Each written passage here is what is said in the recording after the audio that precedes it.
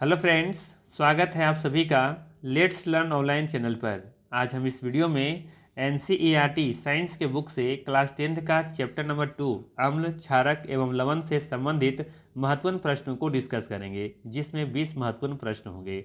अगर आप किसी भी बोर्ड से 10th की तैयारी कर रहे हैं या फिर किसी कंपटीशन लेवल की तैयारी कर रहे हैं तो यह वीडियो आप देख सकते हैं। तो वीडियो को अंत जरूर देखिएगा और चैनल पर नए हैं तो सब्सक्राइब कर लीजिएगा और वीडियो को लाइक करते हुए आगे बढ़िएगा। ठीक है, तो चलिए शुरू करते हैं और देखते हैं आज का पहला सवाल।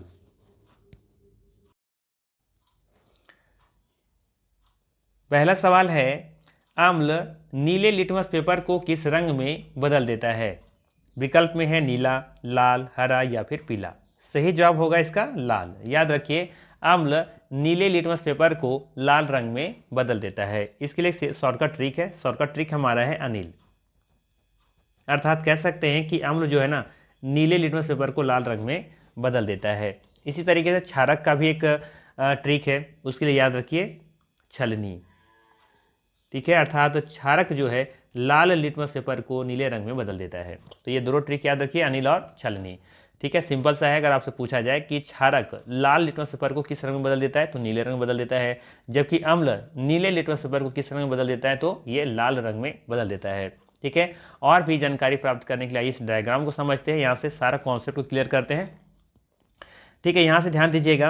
एक तो पहले याद रखिए ये सभी क्या है, सूचक है। लाल लिटमस, नीला लिटमस, फिनोप्थलीन और मेथिल ऑरेंज, ये सभी क्या है, इंडिकेटर है। इंडिकेटर का मतलब क्या है, सूचक मतलब कि ये क्या करता है, बताता है ये कि कौन सा एसिड है, कौन सा बेस है, कौन सा सॉल्ट है।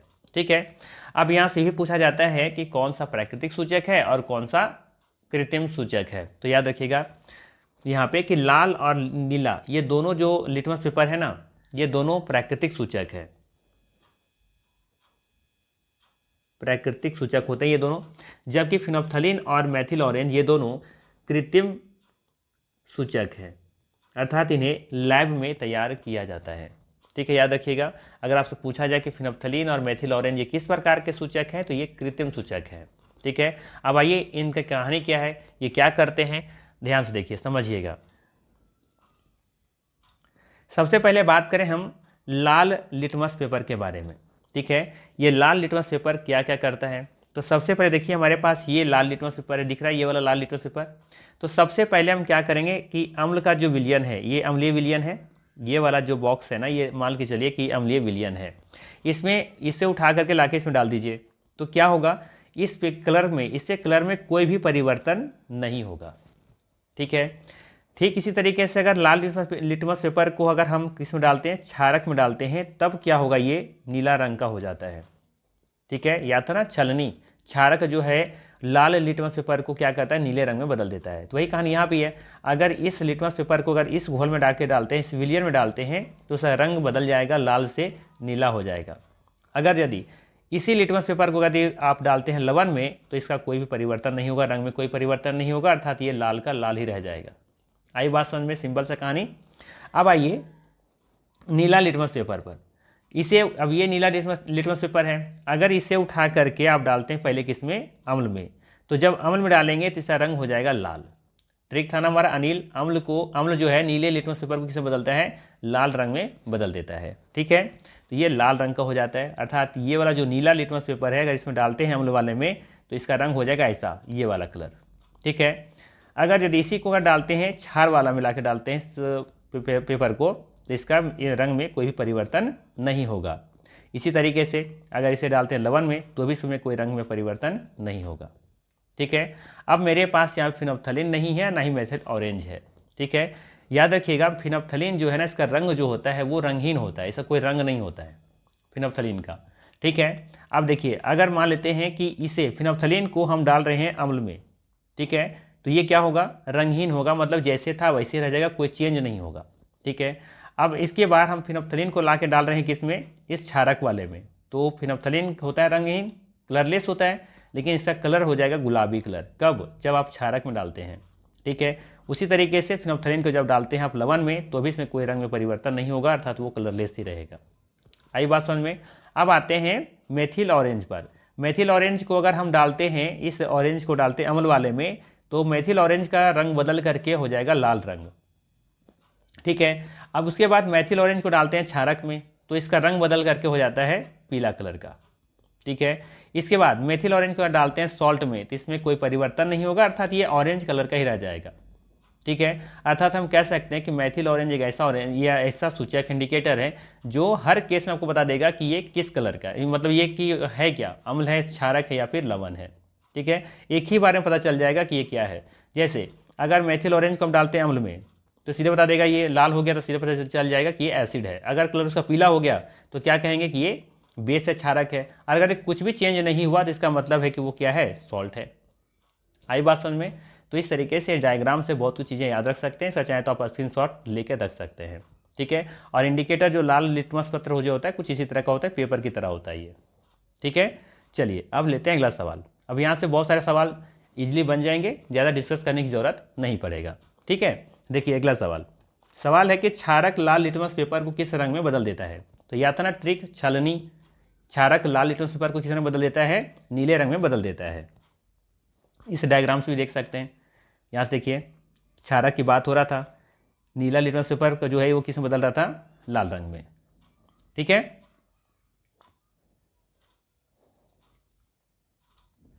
लाल लिटमस था ना, यहाँ देखिए ये लाल लिटमस था, इसको ये क्षारक किस में बदल दे रहा है, नीला में ये हो जा रहा है कलर। ठीक है, चलिए अगला सवाल देखिए। अगला सवाल देखने से पहले कुछ पॉइंट है, इंपॉर्टेंट पॉइंट है, उसको ध्यान में रखिएगा। जैसे कि अम्ल का स्वाद अगर पूछे तो क्या कहेंगे कि ये खट्टा होता है। ठीक है, वहीं क्षारक का स्वाद कैसा होता है, कड़वा होता है। अम्ल नीले लिटमस को लाल कर देता है, क्षारक लाल लिटमस को नीला कर देता है। ठीक है, क्षारक लाल लिटमस को नीला कर देता है। वहीं याद रखिएगा कि जो लिटमस है ना ये लाइकेन से प्राप्त किया जाता है, कई बार एग्जाम में पूछा जा चुका है। जबकि हल्दी क्या है, एक प्राकृतिक सूचक है। हल्दी जो है ना क्षार के संपर्क में आने पर ये लाल भूरा रंग का हो जाता है। याद रखिएगा, हल्दी को जब क्षार के संपर्क में लाते हैं तो इसका रंग क्या हो जाएगा, लाल भूरा हो जाता है। याद रखिएगा। ठीक है, तो ये अभी सभी इंपॉर्टेंट पॉइंट है, याद रखते हुए चलिएगा। चलिए अगला सवाल देखते हैं। अगला सवाल है लिटमस किससे प्राप्त होता है। आसान सा सवाल है, बताना है लिटमस किससे प्राप्त होता है, पेड़ से, जानवर से, लाइकेन से या फिर मिट्टी से। सही जवाब होगा लाइकेन। याद रखिए लिटमस लाइकेन से प्राप्त होता है। बात करें लिटमस होता क्या है, तो याद रखिए लाइकेन एक संयुक्त जीव है जो शैवाल और कवक से मिलकर के बना होता है। ठीक है, शैवाल भोजन बनाता है और कवक सुरक्षा रहने की जगह देता है। दोनों एक दूसरे की मदद करते हैं, इसीलिए इसे सहजीवी संबंध भी कह सकते हैं आप। ये कहाँ मिलेगा आपको लाइकेन, तो पेड़ों की छाल पर, पत्थरों पर, दीवारों पर या फिर पहाड़ी इलाकों में आपको देखने को मिलेगा। ठीक है, चलिए अगला सवाल देखिए। अगला सवाल है हल्दी किस प्रकार का सूचक है। जैसा कि हमने पहले बताया है कि सूचक दो प्रकार के होते हैं, प्राकृतिक सूचक और कृत्रिम सूचक। कृत्रिम सूचक लैब में तैयार किया जाता है। ठीक है, तो हल्दी किस प्रकार का सूचक है, तो ये प्राकृतिक सूचक होता है। ठीक है, जबकि कृत्रिम सूचक उदाहरण हमने बता रखा है, दो नाम याद रखिए, एक फिनोप्थलीन और दूसरा मिथाइल ऑरेंज। ठीक, चलिए अगला सवाल देखिए। अगला सवाल है हल्दी क्षार के संपर्क में आने पर क्या रंग देती है। बताना है हल्दी क्षार के संपर्क में आने पर क्या रंग देती है। विकल्प में है पीला, लाल भूरा, नीला या फिर हरा। तो याद रखना है हल्दी का कलर कैसा होता है, पीला कलर होता है ना। तो ये हल्दी जो है ना जब क्षार के संपर्क में आता है तो ये लाल भूरा रंग देती है। ठीक है, विकल्प नंबर यहाँ पे बी सही होगा। जैसे इस एग्जाम्पल से समझिए, देखिए हल्दी का कलर कैसा होता है, पीला कलर होता है। जब इसे आप इसमें डालते हैं, कौन सा, जब इसमें आप संपर्क में लाते हैं या फिर से जब संपर्क में आता है लवण का संपर्क में, इसका कोई कलर चेंज नहीं होता। ठीक, इसी तरीके से जब इसमें आप डालते हैं अम्ल तो भी कोई चेंज नहीं होता कलर में, लेकिन जैसे ही इसमें क्षार डालते हैं, बेस डालते हैं तो इसका कलर लाल भूरा हो जाता है पीला से। ठीक है, यही चीज़ यहाँ पूछा गया था सवाल में कि हल्दी क्षार के संपर्क में आने पर क्या रंग देती है, तो लाल भूरा देती है। बाकी लवण और अम्ल के साथ ये कोई रिएक्ट नहीं करता है। अगला सवाल देखिए। अगला सवाल है निम्न में से कौन कृत्रिम सूचक है। बताना है कौन सा यहाँ पे कृत्रिम सूचक है। विकल्प में है हल्दी, लिटमस, मिथाइल ऑरेंज या फिर फूल। सही जवाब होगा मिथाइल ऑरेंज। मिथाइल ऑरेंज कृत्रिम सूचक है, जबकि हल्दी, लिटमस और फूल ये तीनों क्या है, ये तीनों प्राकृतिक सूचक है। ठीक है, इसके अलावा याद रखिए मिथाइल ऑरेंज और फिनोप्थलीन कृत्रिम सूचक होते हैं। अम्ल क्षार आपस में अभिक्रिया करके एक दूसरे के प्रभाव को समाप्त कर देते हैं, इसे उदासीनीकरण कहते हैं। ठीक है, अम्लता को दूर करने के लिए बेकिंग सोडा का उपयोग किया जाता है, याद रखिएगा। लिटमस विलियन का प्राकृतिक रंग क्या होता है? बैगनी होता है। याद रखिएगा कि लिटमस विलियन का प्राकृतिक जो रंग होता है वो बैगनी कलर का होता है। साथ ही साथ ये भी याद रखिए कि अम्ल और क्षार की पहचान के लिए हम इंडिकेटर का प्रयोग करते हैं, सूचकों का प्रयोग करते हैं। सूचक प्राकृतिक भी हो सकता है और कृत्रिम भी हो सकता है। ठीक है, 3 सूचकों का प्रयोग करके हम ये पता कर पाते हैं कि पदार्थ अम्ल है या फिर क्षारीय गुण का है।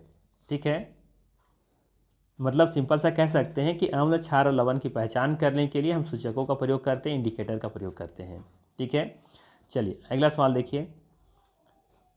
अगला सवाल है, निम्न में से कौन सा अम्लता दूर करने के लिए उपयोग होता है? विकल्प में है सिरका, नींबू पानी, बेकिंग सोडा या फिर नमक। सही जवाब होगा इसका बेकिंग सोडा, विकल्प नंबर सी सही होगा। ठीक है, ध्यान दीजिएगा यहाँ पे बेकिंग सोडा जो है ना ये क्षारीय होता है जो अम्लता को कम करता है, जबकि आप देखेंगे विकल्प में सिरका और नींबू पानी, ठीक है, सिरका और नींबू पानी दोनों क्या करेगा? अम्लता को और बढ़ा देगा। ठीक है, ध्यान रखिएगा, सिरका और नींबू पानी ये दोनों अम्लता को क्या करेगा? और बढ़ा देगा। जबकि नमक इसमें कोई भी काम नहीं करेगा, क्योंकि नमक जो होता है, सॉल्ट जो होता है वो क्या होता है? ना तो अम्ल होता है ना ही क्षार होता है, इसीलिए देखेंगे ये अम्लता पर कोई असर नहीं करेगा। ठीक है, तो याद रखिएगा सिरका और नींबू पानी ये दोनों क्या करेगा? खुद ये एसिड है तो ये और अम्लता को बढ़ा देगा, कम नहीं करेगा। ठीक है, याद रखिएगा। ये भी याद रखिए कि हमारे पेट में क्या होता है? HCl होता है जो कि एसिड होता है। जब यह ज़्यादा हो जाता है तो इसे ही कहते हैं अम्लता या फिर एसिडिटी।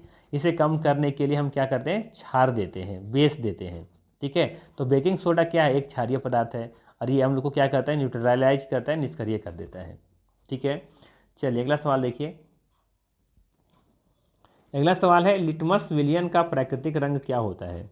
लिटमस विलियन का प्राकृतिक रंग क्या होता है? लाल, नीला, बैगनी या फिर पीला। तो याद रखिएगा लिटमस विलियन का प्राकृतिक रंग बैगनी होता है, याद रखिएगा। ठीक है, कुछ इस तरीके से तैयार किया जाता है, ध्यान दीजिएगा। जैसे देखिए ये वाला जो दिख रहा है ना, ये है बैगनी कलर का लिटमस पत्र। पहले यही होता है, नेचुरली यही मिलता है हमें। इसके बाद हम क्या करते हैं कि जब इस लिटमस पत्र को हम इस अम्लीय विलयन में डालते हैं, घोल में डालते हैं, तो इसका कलर लाल हो जाता है। ठीक है, और इसी बैगनी जो लिटमस पत्र है, इस बार इस क्षारक में घोल में डालते हैं तो इसका कलर बदल करके चला हो जाता है नीला कलर का। ठीक है, तो इस तरीके से हम बैगनी कलर से हम क्या प्राप्त कर लेते हैं? लाल लिटमस पत्र और नीला लिटमस पत्र। ठीक है, चलिए अगला सवाल देखिए। अगला सवाल है कि निम्न में से कौन प्राकृतिक सूचक नहीं है? तो देखिए हल्दी है, लिटमस भी है, गुड़हल भी है, लेकिन मेथाइल ऑरेंज क्या है? एक कृत्रिम सूचक है, विकल्प नंबर सी सही होगा। अगला सवाल देखिए। अगला सवाल है, निम्न में से कौन अम्ल है? कौन सा एसिड है? विकल्प में दे रखा है sodium hydroxide, potassium hydroxide, hydrochloric अम्ल या फिर कैल्शियम हाइड्रोक्साइड। सही जवाब होगा इसका विकल्प नंबर सी, HCl। ठीक है, HCl अम्ल है, बाकी विकल्प जो दिया गया वो सभी क्या है? बेस है, अर्थात कह सकते हैं कि क्षारक है। ठीक है, ध्यान दीजिएगा यहाँ पे जितने भी लिस्ट दिए गए हैं, ठीक है, तो ऊपर वाले देखेंगे तो जो 4 दिया गया है ये सभी क्या है? ये सभी एसिड है, अम्ल है, जबकि क्षारक नीचे दिया गया है जो कि 5 है।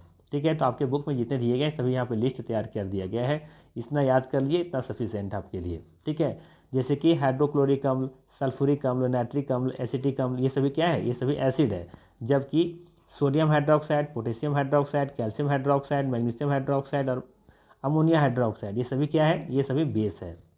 पहचानने का सबसे आसान तरीका क्या है कि जो एसिड होगा ना उसमें कहीं ना कहीं H से शुरू होगा वो, ठीक है, और जो बेस होगा वो कहीं ना कहीं देखेंगे तो OH आपको देखने को मिलेगा उसमें। जैसे देखिए सोडियम हाइड्रोक्साइड में OH है, पोटेशियम हाइड्रोक्साइड में भी OH है, तो सभी में OH देखने को मिलेगा। अगर OH है तो समझिए को क्षारक है, बेस है, और अगर H से शुरू हो रहा है तो समझिए को एसिड होगा, ज़्यादातर केस में ही देखने को मिलता है। तो ये पहचानने का ट्रिक है। ठीक है, चलिए अगला सवाल देखिए। अगला सवाल है, निम्न में से कौन क्षारक है? तो क्षारक पहचानने का तरीका था ना कि OH कहीं ना कहीं ग्रुप में मिलेगा, तो देखिए किस में दिख रहा है?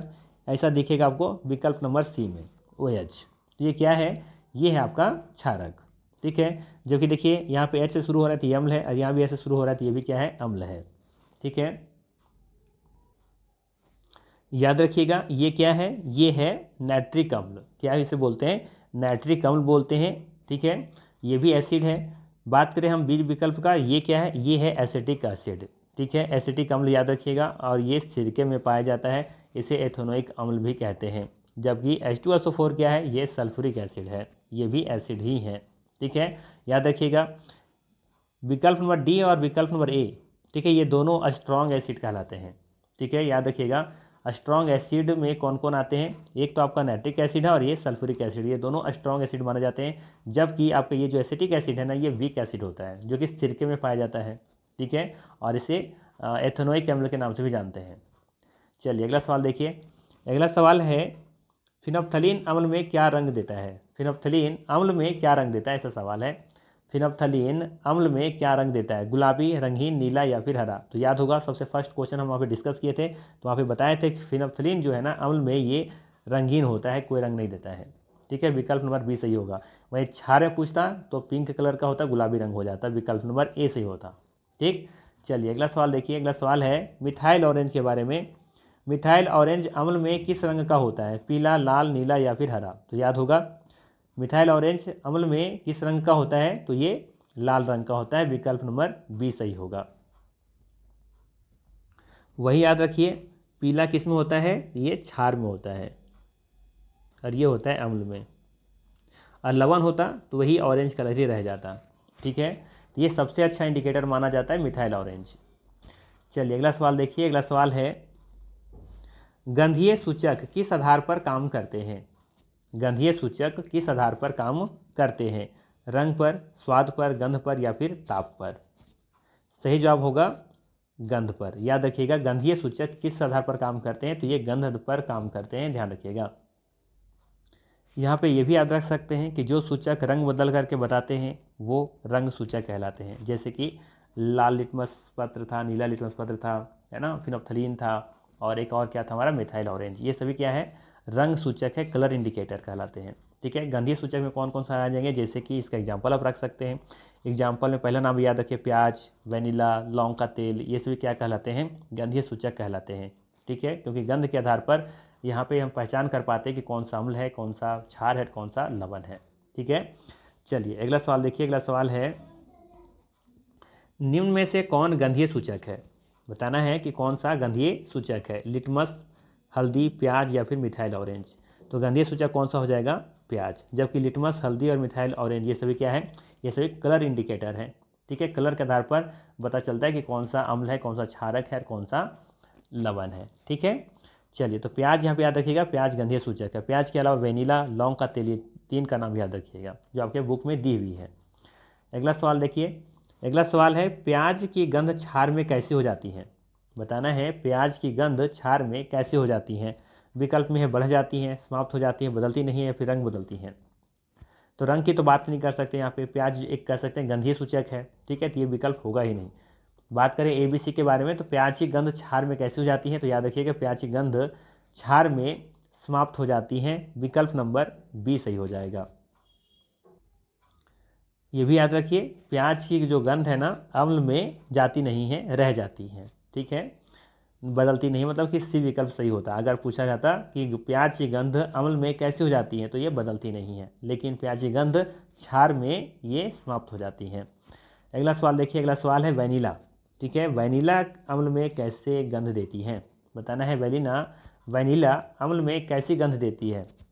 विकल्प में है, नहीं आती, सामान्य रहती है, तेज हो जाती है या फिर रंग बदलता है। देखिए, ये रंग की तो बात नहीं है क्योंकि ये गंधीय सूचक है वेनिला।